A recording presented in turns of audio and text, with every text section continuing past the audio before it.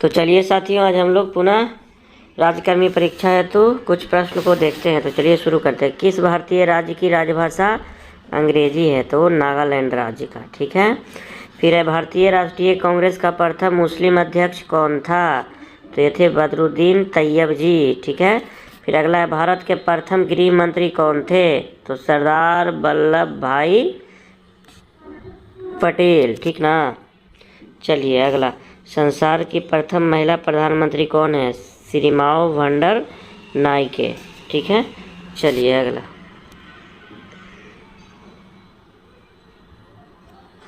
अगला करा, हड़प्पा की सभ्यता किस युग से संबंधित है?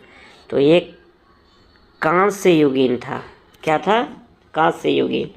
फिर है, दीन-ए इलाही धर्म किस शासक ने शुरू किया था? तो ये अकबर ने शुरू किया था। ठीक है। अगला है, उगते और डूबते समय सूर्य लाल प्रतीत होता है, क्यों? तो क्योंकि लाल रंग का प्रकीर्णन सबसे कम होता है। ठीक है। चलिए अगला, इंद्रधनुष में कितने रंग होते हैं? इंद्रधनुष में 7 रंग होते हैं।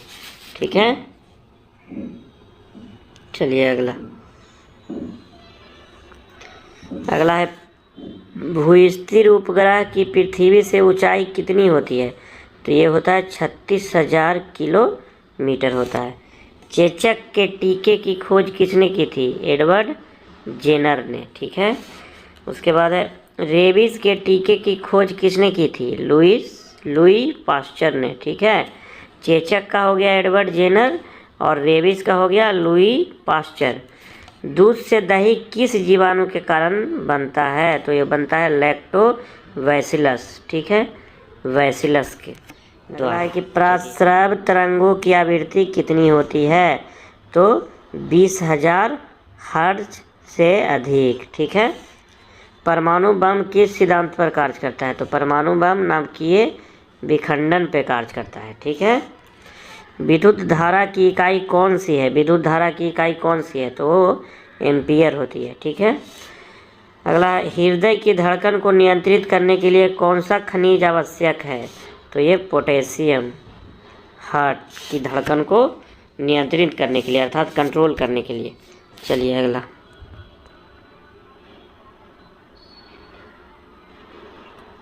अगला है, पेनिसिलिन की खोज किसने की? तो पेनिसिलिन की खोज किसने किया था? अलेक्जेंडर फ्लेमिंग ने। ठीक है। उसके बाद है, अगला है, मलेरिया की दवा कुनीन किस पौधे से मिलती है? तो सिनकोना से। ठीक है। उसके बाद है, संसार का सबसे बड़ा फूल कौन सा है? तो रिफ्लेसिया होता है, रिफ्लेसिया। ठीक है, रिफ्लेसिया। चलिए अगला है, सबसे बड़ा जीवित पक्षी कौन सा है? तो वो है शुतुरमुर्ग है। ठीक है, शुतुरमुर्ग। चलिए अगला,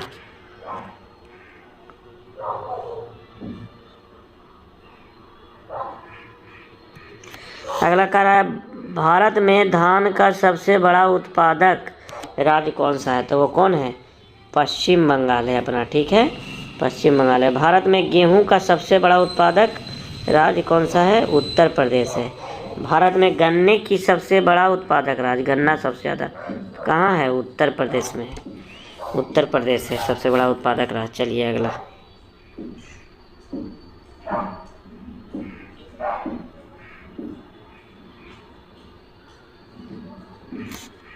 अगला है, भारत में मूंगफली की सबसे बड़ा उत्पादक राज्य गुजरात। मूंगफली सबसे ज़्यादा गुजरात में होता है। भारत में चाय का सबसे बड़ा उत्पादक राज्य असम है। ठीक है। भारत में बांस का सबसे बड़ा उत्पादक राज्य असम ही है। ठीक है। चलिए अगला,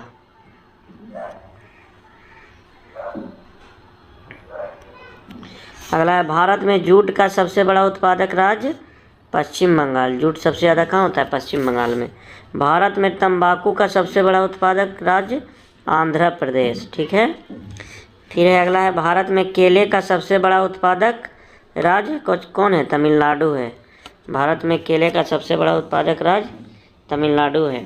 फिर अगला है, भारत में केसर का सबसे बड़ा उत्पादक राज्य, केसर कहाँ होता है सबसे ज़्यादा? जम्मू कश्मीर में होता है। ठीक है, जम्मू कश्मीर में। चलिए अगला,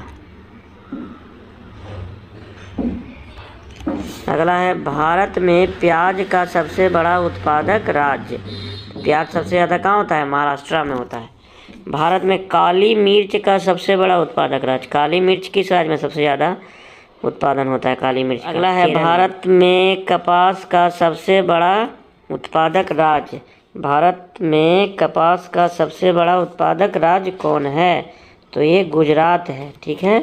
फिर अगला है भारत में कॉफ़ी का सबसे बड़ा उत्पादक राज्य कर्नाटक है। ठीक है, कर्नाटक है। चलिए अगला।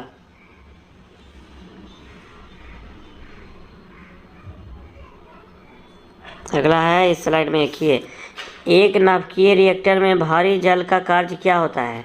तो ये क्या होता है? न्यूट्रॉन की गति को कम करना। ठीक है, न्यूट्रॉन की गति को घटाना। ठीक है, चलिए अगला।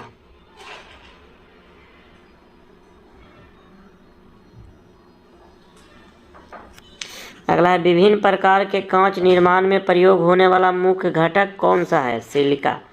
ठीक है। अगला है, ट्रांजिस्टर बनाने में आमतौर पर किसका प्रयोग किया जाता है? तो ये होता है सिलिकॉन का, ट्रांजिस्टर बनाने में। अगला है, किसकी उपस्थिति के कारण चूने का पानी वायु में रखने पर दूधिया हो जाता है? तो ये कार्बन डाइऑक्साइड की उपस्थिति के कारण, CO2 की उपस्थिति के कारण। ठीक है।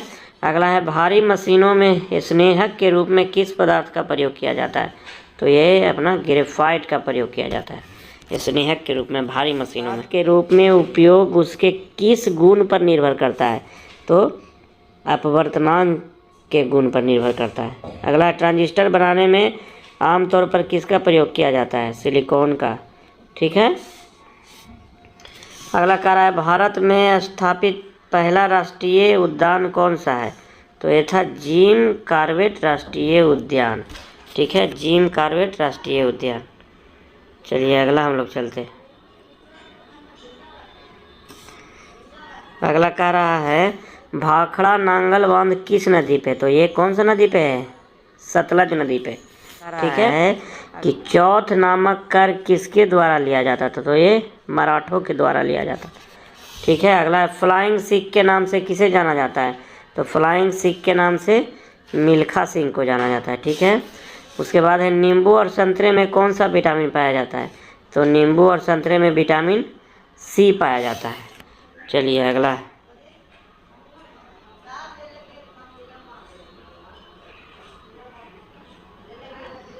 अगला कह रहा है कि त्रिस्तरीय पंचायती राज व्यवस्था में सर्वोच्च स्थान पर क्या होता है? तो होता है जिला परिषद। ठीक है। उसके बाद है, भारतीय मानक समय आधारित है, किस पर आधारित है? तो 82.5 डिग्री 30 मिनट पूर्वी देशांतर पर आधारित है। ठीक है।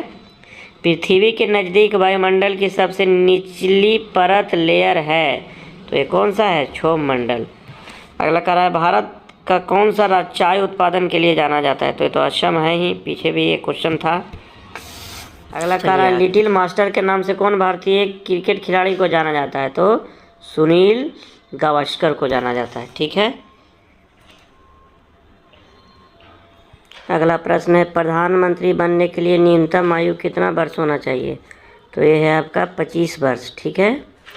अगला है, संसदीय शासन प्रणाली सबसे पहले किस देश में लागू हुआ था? तो वो हुआ था ब्रिटेन में लागू हुआ था। ठीक है। फिर है, भारत के प्रधानमंत्री की नियुक्ति कौन करता है? तो ये करते हैं राष्ट्रपति करते हैं नियुक्ति। भारत के प्रधानमंत्री की नियुक्ति राष्ट्रपति करते हैं। योजना आयोग का अध्यक्ष कौन होता है? तो ये प्रधानमंत्री होते हैं थे। अब चूँकि अब जो है योजना आयोग के जगह पे क्या आ गया है? नीति आयोग। तो नीति आयोग के भी अध्यक्ष कौन होते हैं? प्रधान ही मंत्री होते हैं। ठीक है, ये भी याद रखिएगा आप लोग। चलिए अगला।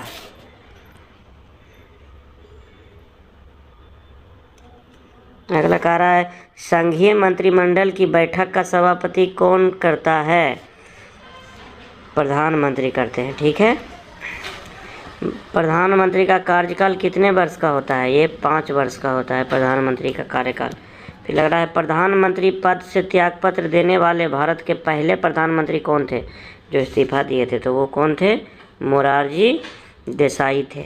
ठीक है। सबसे अधिक समय तक प्रधानमंत्री रहने वाले कौन थे? तो हमारे जवाहरलाल नेहरू। चलिए अब अगला चलते हैं। अगला है भारत में संविधान के अनुसार तथ्यात्मक संप्रभुता किस व्यक्ति में निहित होती है? तो ये प्रधानमंत्री में निहित होती है। चलिए अगला है भारत के पहले प्रधानमंत्री कौन थे? जवाहरलाल नेहरू। उसके बाद कह रहा है कितने प्रधानमंत्रियों की मौत अपने पद पर रहते हुए हुई है? तो 3। प्रधानमंत्री को पद की शपथ कौन दिलाता है? ठीक है, तो ये राष्ट्रपति दिलाते हैं। चलिए अगला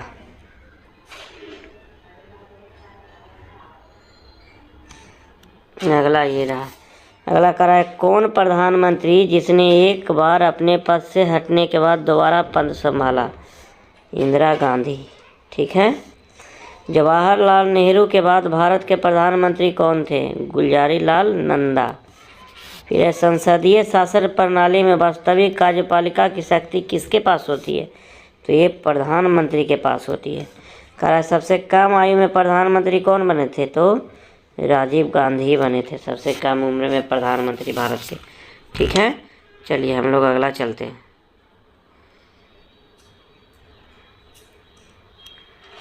अगला कह रहा है लोकसभा में बहुमत दल का नेता कौन होता है? तो ये प्रधानमंत्री होते हैं। ठीक है। फिर कह रहा है कौन से प्रधानमंत्री की नियुक्ति के बाद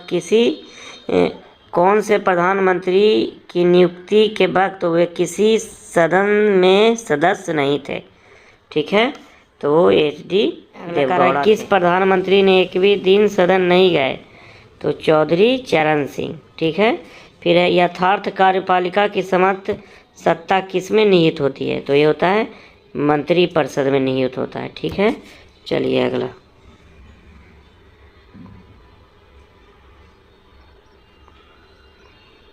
अगला कह रहा है संघीय मंत्रिपरिषद के मंत्री किसके प्रति उत्तरदायी होते हैं?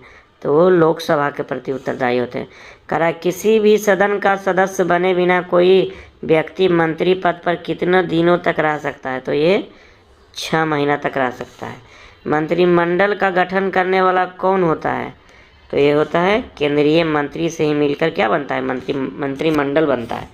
स्वतंत्र भारत के पहले कानून मंत्री कौन थे? तो ये डॉक्टर भीमराव अंबेडकर। ठीक है, चलिए अगला।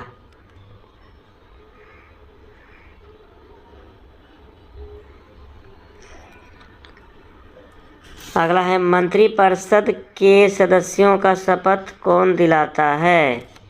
तो ये राष्ट्रपति दिलाते हैं। ठीक है। भारत के मंत्रिपरिषद में अधिक सदस्य कहाँ से लिए जाते हैं? लोकसभा से लिए जाते हैं। स्वतंत्र भारत के पहले वित्त मंत्री कौन थे? Doctor John Mathai. क्या राज्यसभा का सदस्य मंत्रिपरिषद का सदस्य हो सकता है? जी हाँ, बिल्कुल हो सकता है। तो चलिए आज का ये रहा प्रश्न। अब आगे हम कुछ और महत्वपूर्ण प्रश्न को अगले वीडियो में लेकर आएंगे। तब तक के लिए आप सभी साथियों को बहुत बहुत धन्यवाद।